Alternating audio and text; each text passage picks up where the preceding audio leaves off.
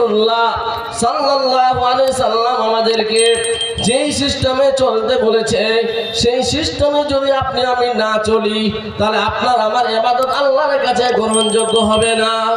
ইসলাম চলে নবী মুহাম্মদ রাসূলুল্লাহ সাল্লাল্লাহু আলাইহি সাল্লামের কথায়, কোনো হুজুরের কথা নয়, কোনো পীরের কথা নয়। ইসলাম কার কথায় চলে? ইসলাম চলে নবী মুহাম্মদ রাসূলুল্লাহ সাল্লাল্লাহু আলাইহি সাল্লামের কথায়। আল্লাহ পাক রব্বুল আলামিন বলছেন, মা আতাকুমুর রাসূলু ফাখুযুহু ওয়া মা নাহাকুম আনহু ফান্তাহু। আল্লাহ পাক রব্বুল আলামিন বলেন, আমার রাসূল যেটা তোমাদেরকে নির্দেশ দেয় সেটা তোমরা মেনে নিবে, আর যেটা থেকে তোমাদেরকে নিষেধ করে সেটা থেকে তোমরা বিরত থাকবে। আল্লাহ পাক রব্বুল আলামিনের নবী যেটা আমাদেরকে আদেশ করবেন সেটা আমাদেরকে মেনে নিতে হবে, এবং যেটা থেকে রাসূল সাল্লাল্লাহু আলাইহি ওয়াসাল্লাম নিষেধ করবেন সেই কাজে আমাদের যাওয়া যাবে না। যদি যাই তো রাসূলকে অপমান করা হবে, আর রাসূলকে যদি আপনি আমি অপমান করি তাহলে আপনার সামনের একটা ইবাদত আল্লাহর কাছে গ্রহণযোগ্য হবে না, যেটা হচ্ছে বিদআত। বিদআত করলে রাসূলকে অপমান করা হয়, আর শিরিক করলে আল্লাহকে অপমান করা হয়। বিদআত করলে সামনের ইবাদত একটাও কবুল হবে না, আর শিরিক করলে অতীতে আপনি যা করেছেন, আজকে শিরিক করবেন, অতীতে যা করেছেন সব শিরিকের কারণে এটা নষ্ট হয়ে যাবে। তাহলে সাবধান হয়ে আমাদেরকে চলতে হবে। কারণ কিছু মানুষ এমনও আছে যে আমরা রাসূল সাল্লাল্লাহু আলাইহি সাল্লামের কথা কিছু মানি, আর কিছু আমরা রাসূলের কথাকে মানি না। আল্লাহ পাক রব্বুল আলামিন বলেন, যারা এই সমস্ত কথা বলবে যে আমরা কিছু মানি আর কিছু মানি না, এরা হচ্ছে পাক্কা বেঈমান। যে নিজের মতো মতানৈক্য করলো যে কিছু মানবো, কিছু ইসলামের কথা মানবো না, এটা ইসলাম আমাদেরকে অধিকার দেয়নি। ইসলাম কি বলেছেন? ইসলাম বলেছেন, ইয়া আইয়ুহাল্লাযীনা আমানু দুখুলু ফিস সিলমি কাফা ওয়া লা তাত্তাবিউ খুতুওয়াতিশ শাইতান। আল্লাহ পাক রব্বুল আলামিন বলেন, হে বিশ্বাসীগণ, তোমরা পরিপূর্ণতাভাবে ইসলামের মধ্যে প্রবেশ করো।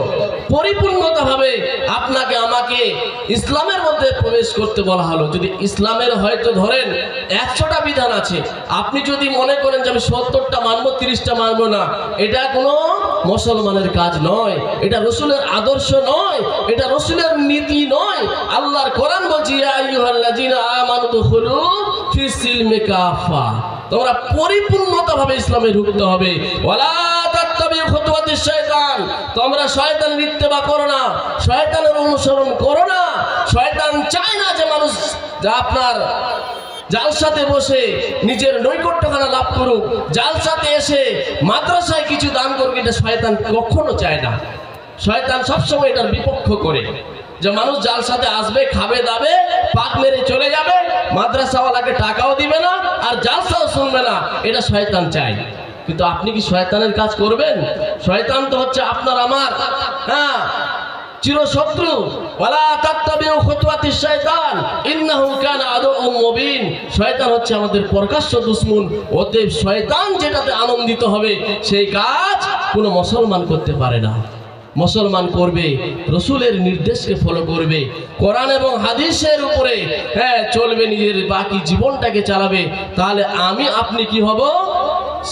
আত্মসমর্পণকারী। যদি আপনি আমি মুসলিম হতে পারি তাহলে আপনার আমার লাভ আছে, নচে কোনো লাভ নেই।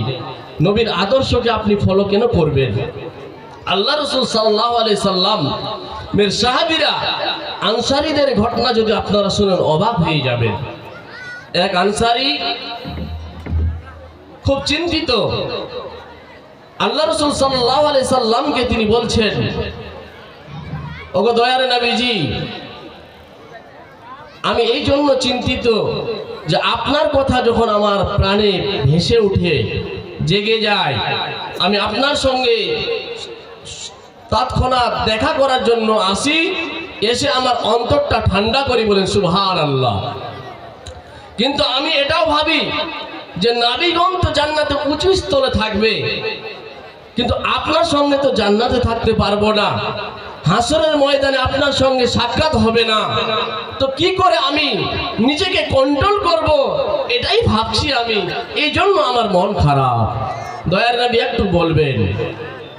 আল্লাহর নবী নবী পাক মুহাম্মদ রাসূলুল্লাহ সাল্লাল্লাহু আলাইহি সাল্লাম কিছু বললেন না, চুপচাপ আছেন। আল্লাহ পাক রব্বুল আলামিন নবী মুহাম্মদ রাসূলুল্লাহ সাল্লাল্লাহু আলাইহি সাল্লামকে বলছেন, আল্লাহ বলছেন, ও জিবরাইল যাও যাও যাও, অমুক আনসারী নবীর সঙ্গে সাক্ষাৎ করে প্রাণকে জুড়িয়ে নেয়, উঠা বসা করে সাক্ষাৎ হয় দুনিয়াতে, শান্তি লাভ করে, কিন্তু কিয়ামতের দিন নবীর সঙ্গে দেখা হবে না, নবীর সঙ্গে একসঙ্গে থাকতে পারবে না, এই জন্য আনসারী চিন্তিত। আল্লাহ পাক রব্বুল আলামিন জিবরাইলকে বলছেন, জিবরাইল দেরি করো না, যারা আমার নবীর জন্য পাগল আমিও তার জন্য পাগল। বলেন সুবহানাল্লাহ। নবীর জন্য যদি কোনো মানুষ পাগল হন, আল্লাহ বলছেন, ওই আল্লাহ বলছেন ওই বান্দাকে আমিও খুব ভালোবাসি।